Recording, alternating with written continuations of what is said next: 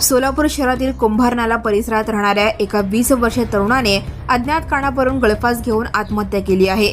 दुर्गेश मन्नू श्रीराम वय 20 राहणार कुंभारनाला असे मृत तरुणाचे नाव आहे। त्याचा येत्या 9 जुलै रोजी विवाह होता। यातच त्याने आत्महत्या केल्याची घटना घडली। मागील 3 मे रोजी सुरेश श्रीराम याचा 70 फूट रोड परिसरात खून झाला होता। त्याचा दुर्गेश हा पुतण्या होता।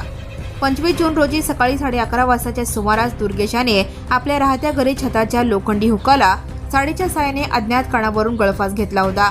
हा प्रकार लक्षात येताच त्याच्या नातेवाईकाने त्याला तातडीने गळफासापासून सोडवून उपचारासाठी शासकीय रुग्णालयात दाखल केले। या घटनेची माहिती मिळताच हवालदार रफिक इनामदार यांनी गुरुवारी दुपारी 1:30 वाजता त्याला सिव्हिल हॉस्पिटल येथे दाखल केले। डॉक्टरांनी तपासून त्याला उपचारापूर्वीच मृत घोषित केले। येत्या 9 जुलै रोजी त्याचा विवाह होता। घटनेच्या पूर्वी त्याने आपल्या बहिणीला फोन करून नळाला पाणी आल्याचे सांगितले। त्यानंतर ही घटना घडली अशी माहिती सूत्रांनी दिली। Now and press the bell icon. Never miss a